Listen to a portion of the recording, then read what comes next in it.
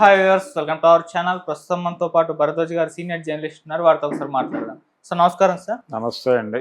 Sir, Jaganmohan Reddy గారు London వెళ్ళాలి అని ప్రయత్నించారు. అందుకు సంబంధించి కోర్టుల దగ్గర కూడా పర్మిషన్ తీసుకున్నారు. ఈ నెల 3 నుంచి 25 మధ్యలో ఆయన లండన్ వెళ్తారు అని అనుకున్నారు. కాకపోతే సడన్ గా 3వ తారీఖు నాడు లండన్ రద్దయింది సార్ పర్యటన. ఎందుకు అని అనుకుని ఒక చర్చ అయితే మొదలైంది. ఎందుకు లండన్ వెళ్తా అన్నారు, వెళ్ళలేదు అని చెప్పేసి. ఆ తర్వాత తెలిసింది ఏంటంటే ఆయన పాస్పోర్ట్ రద్దయిందని చెప్పేసి. జగన్మోహన్ రెడ్డి గారు మాజీ సీఎం, ఆయన పాస్పోర్ట్ రద్దు అవ్వడం ఏంటి, ఈపాటికి ఆయన లండన్ లో ఉండాలి కదా అని చెప్పేసి పెద్ద ఎత్తున దీని ప్రచారం కూడా చేస్తున్నారు. మరి అసలు ఎందుకు ఆయన పాస్పోర్ట్ రద్దు అయినట్టు ఇష్యూ పైన అంటే టీడీపీ వాళ్ళు ఎక్కువగా ఫోకస్ పెట్టేస్తారు కదా సార్, మీరేం చెప్తారు సార్ దీని గురించి? అంటే ఈ మధ్య దేవినేని అవినాష్ కూడా ఈ దేశం వదిలి వెళ్ళాలనుకున్నప్పుడు ఆయన్ని ఇక్కడ ఎయిర్పోర్ట్లో ఆపి వెనక్కి పంపించడం జరిగింది, మనం చూసామండి. దాదాపు అదే పద్ధతిలో ఈయన వారి కుమార్తె పుట్టినరోజు వేడుకల్లో పాల్గొనడానికి లండన్ వెళ్ళాలనుకున్నాడు. అక్కడ చదువుకుంటున్నారు ఈయన పిల్లలు. సో అక్కడికి వెళ్ళాలి అనుకున్నారు. ఆయన అనుకుంటే ఆపారు. ఆపడానికి కారణం బహుశా సిబిఐ ఆదేశాలు కావచ్చు, కోర్టు ఆదేశాలు కావచ్చు. ఏ కారణం చేత అయినా, అంటే కేసులు కొంత పురోగతిలో ఉన్నాయి. కేసులు పురోగతిలో ఉండటము అంటే ఆల్రెడీ ఈ కేసులు ఎందుకు ఇలా నానబెడుతున్నారు అని వేసినటువంటి రిట్లు ఉన్నాయి.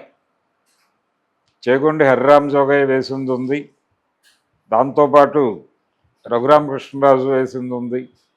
ఇలా వీటన్నిటి మీద సుప్రీంకోర్టు, హైకోర్టు, సిబిఐ కోర్టు మీద ఒక ప్రెజర్ తీసుకురావడం ఇవన్నీ చూసాం మనం.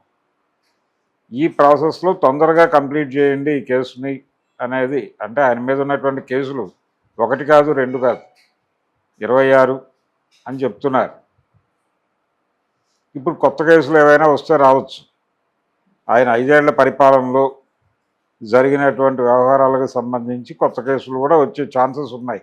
ఓకే, వీటి రీత్యా ఆయన్ని హోల్డ్ చేసి ఉండొచ్చు. అంత మాత్రం చేత ఇదేదో ఆనందపడవలసిన విషయమో లేకపోతే జబ్బలు చరుచుకోవాల్సిన విషయమో కాదు.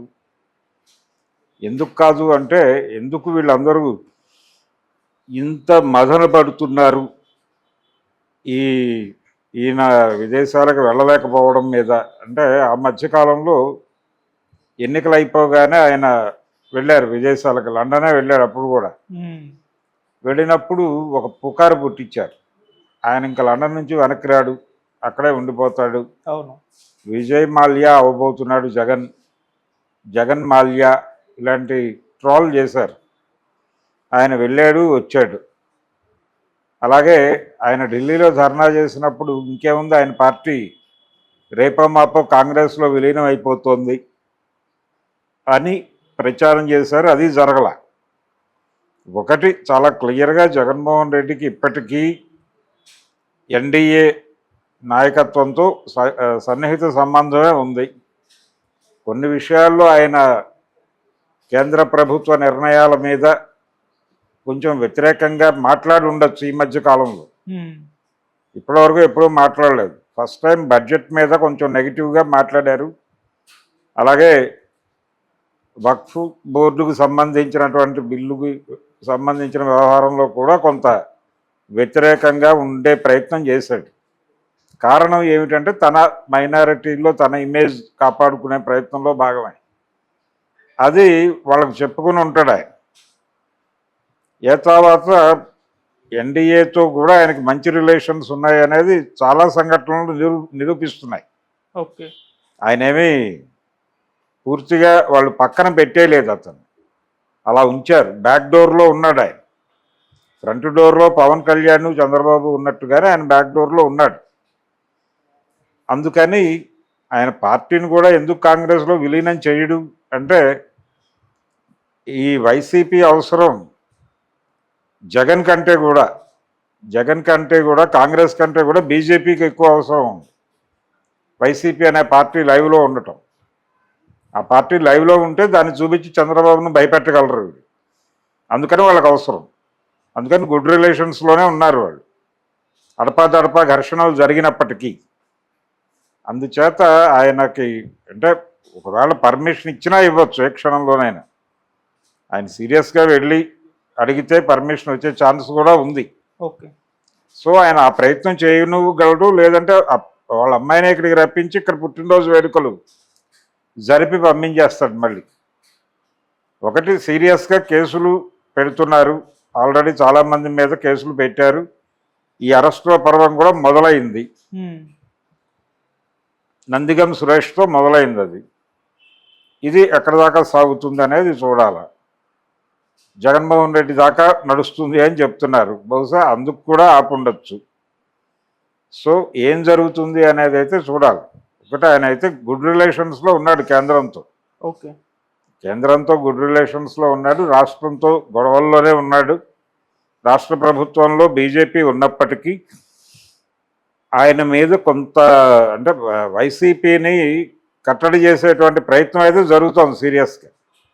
అందులో భాగంగానే ఇవన్నీ ఈ పాస్పోర్టులు రద్దు వ్యవహారం ఇవన్నీ జరుగుతున్నాయి. చూడాలి జగన్మోహన్ రెడ్డి స్ట్రాటజీ ఎలా వెళ్తుంది అని. సార్ అంటే పర్మిషన్ దొరకగానే ఇక్కడేమో వరదలు ఉన్నాయి, ఈయనేమో దేశాన్ని వదిలి వెళ్ళిపోతున్నారని విమర్శలు వచ్చాయి. ఇప్పుడు పాస్పోర్ట్ రద్దు అయినా వెళ్ళకపోతేనేమో వెళ్ళలేదు, పాస్పోర్ట్ రద్దు అయిపోయింది, ఆయన మీద క్రిమినల్ కేసులు ఉన్నాయని చెప్పేసి ఈ రకంగా విమర్శలు వస్తున్నాయి. అంటే ఒకటి నేను ఇందాకే చెప్పా, ఆయన ఇంతకుముందు లండన్ వెళ్ళినప్పుడు కూడా ఇంకా తిరిగి రాడు అన్నారు. అవును. తిరిగి వచ్చాడు ఆయన. ప్రతిదీ పుకారు పుట్టించి దాని మీద యుద్ధం చేయాలని చూడటమే. అది తెలుగుదేశం పార్టీ మరీ ఎక్కువ చేస్తోంది ఈ మధ్య. జనాలకు నెమ్మదిగా ఇలాంటివి ఇంకో 2 ఇష్యూస్ జరిగితే జనాలకు పూర్తిగా అర్థమైపోతుంది. వీళ్ళు అంటే ఉన్నది లేనిది కల్పించి ఒక విస్పరింగ్ క్యాంపెయిన్ గుసగుసల ప్రచార యుద్ధం, వదంతి యుద్ధం చేయటంలో చంద్రబాబు గారు నేర్పరి అనేది తెలుసు అందరికీ. ఆ విద్యని ప్రయోగిస్తున్నాడు అనేది బలంగా అనుకుంటారు జనాలు, అంతకుమించి ఏమీ లేదు. Thank you so much sir. Thank you.